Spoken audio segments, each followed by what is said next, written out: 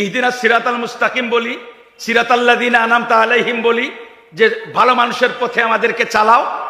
তারপরে বাইরেইয়া কই ভালো মানুষ আবার কেডা, আমি তো ভালো মানুষ। নাউজুবিল্লাহ খান। কত বড় বাটফারি এর মধ্যে, আপনারা বুঝতে পারেন তো? আউলিয়া কেরামকে মানে না। আসহাবে রাসূল সাল্লাল্লাহু আলাইহি ওয়াসাল্লাম নবীজির সাহাবায়ে কেরামদেরকে দোষারোপ করে, কটাক্ষ করে মানে না। আর আল্লাহ পাক কি বলেন?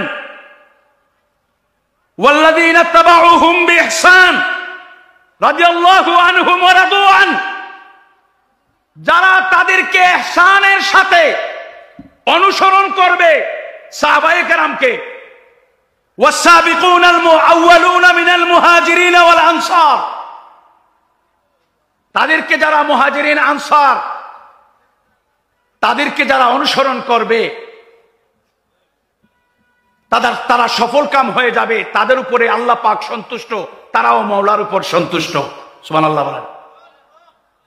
আল্লাহ পাক বলেন ভালো মানুষের ইত্তেবা করো। আল্লাহ পাক কোরআনুল কারীমের মধ্যে বলেন ঈমানদারদের ইত্তেবা করো। আছে না নাই? কথা বলেন, আছে না নাই? কোন ধরনের ঈমানদার?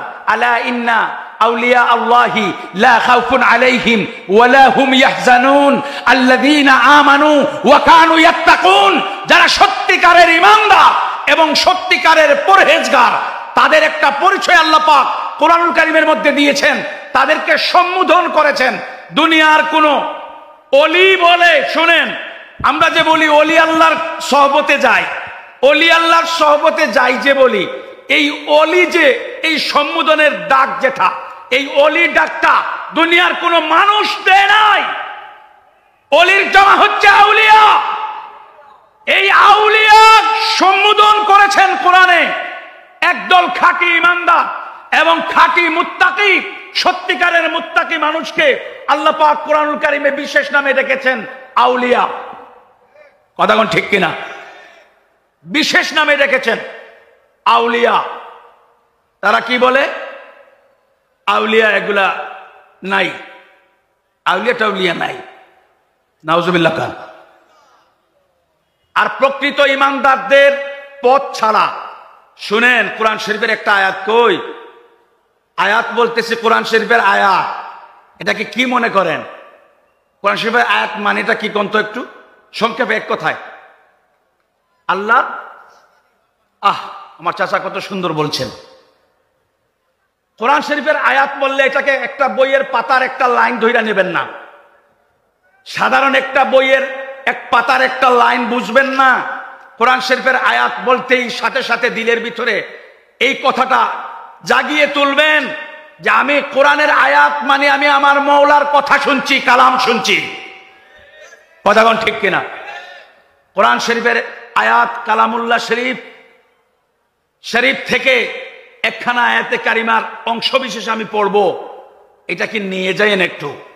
এখানে আল্লাহ পাক কি এলান করেছেন, এই কথাটা যারা একটু খেয়াল করে চিন্তা করবে তারা কখনো কখনো ওই আল্লাহওয়ালা, নবীওয়ালা, আউলিয়া কেরাম, সাহাবায়ে কেরাম, তাবিঈন, তাবে তাবিঈন, আইম্মে মুস্তাহিদিন, সালফে সালেহিন, উলামায়ে আমিলিন, বিশেষ মর্যাদার মানুষের পথ ছাড়া অন্য পথে চলবে না।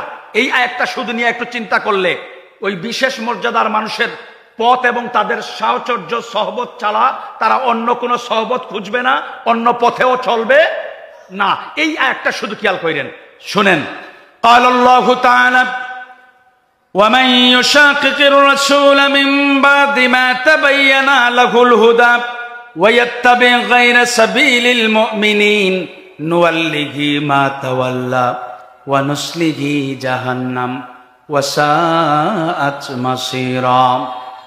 এই আয়াতে কারিমার মধ্যে আল্লাহ পাক রব্বুল আলামিন গুস্তাখে রাসূল, দুশমনে রাসূলদের কথা বলেছেন প্রথম অংশে, এবং এর পরের অংশে আল্লাহ তাআলা সাধারণ ঈমানদার মুমিন মুসলমানদের জন্য একটা আইন দিয়ে দিয়েছেন।